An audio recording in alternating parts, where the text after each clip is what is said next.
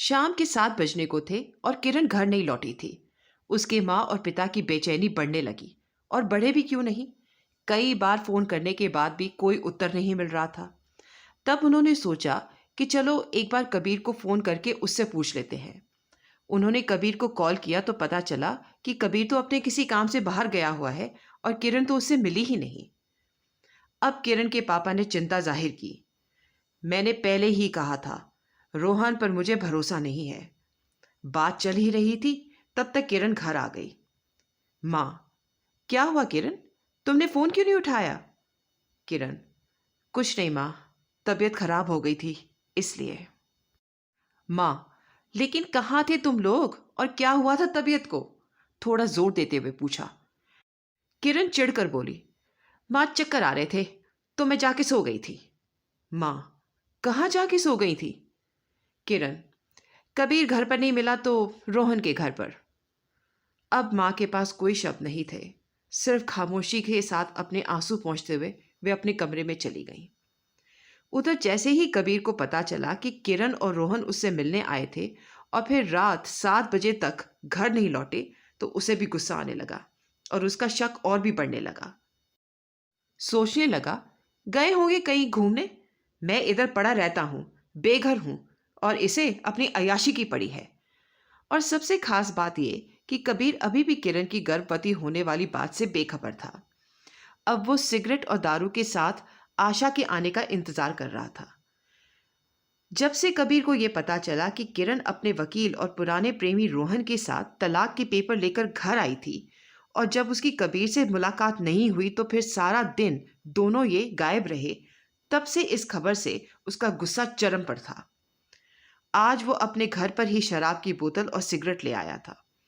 घर पर ही वो और उसकी तन्हाई आपस में महफिल जमा चुके थे। अब उसे लगा कि उसका आशा के अलावा कोई और हमदर्द नहीं है। ऑफिस के पियक्कड़ दोस्त ऑफिस छूटने के बाद उसे भूल चुके थे। कॉलेज फ्रेंड्स अलग अलग शहर में पहले से ही शिफ्ट हो चुके थे। आशा और उसकी तन्हाई ही अब उसके दो साथी थे। उसकी वाइफ और उसके बीच का फासला अब बढ़ चुका था। आज के बाद उसकी सोच भी बदल गई। पहले उसे लगता था कि किरण मान जाएगी और वापस आ जाएगी, लेकिन अब उसके दिमाग में भी किरण से अलग होने का विचार आ गया। आज उसे भी ऐसा लगा कि क्यों मैं ऐसे व्यक्ति के साथ रहूं जिसे मेरे अच्छे बुरे समय में दुख दर्द का एहसास ही नहीं है। माना मैंने आशा की हेल्प की बिना किरण को बताए, तो इसका मतलब ये कतई नहीं है कि मैंने किरण को धोखा दिया है। और मेरा रिश्ता तो आशा के साथ किरण से पहले का है। हम पहले अच्छे दोस्त थे और साथ साथ में हम रिलेशनशिप में भी रह चुके थे, लेकिन हम गलत नहीं हैं। आशा की शादी के बाद मैंने आशा से बातचीत करना बंद कर दिया और अपनी जिंदगी में आगे का सोचा। माता पिता की पसंद की शादी भी कर ली, वो भी बिना किसी शर्त के। 2 साल पहले आशा मुझे रोड पे मिली तो मैंने उसका हालचाल पूछा। तब उसने बताया कि उसकी हालत बहुत बुरी है। मैंने उसकी हेल्प कर दी तो क्या बुरा किया। अब उसका पति इस दुनिया में नहीं है। उसके ससुराल वालों ने उसे अशुभ और कलंकित बोलकर घर से निकाल दिया। ऐसी हालत में वो किसके सहारे इस दुनिया में जिंदा रहती?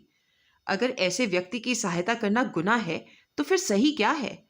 मैंने कुछ गलत नहीं किया। वो सब रोते रोते अपने आप से ही सवाल जवाब कर रहा था। कबीर का ध्यान तब भंग हुआ जब उसके कान में डोर बेल की आवाज आई। अरे भाई, कौन है? जब उसने टाइम घड़ी में देखा तो ज्यादा नहीं, रात के 9 बजे थे। वह लड़खड़ाते कदमों के साथ दरवाजे तक गया और उसने दरवाजा खोला। जैसे ही दरवाजा खोला तो लगभग पूरी तरह नशा उतरने जैसा हो गया। उसके चेहरे की हवाइयां उड़ गईं।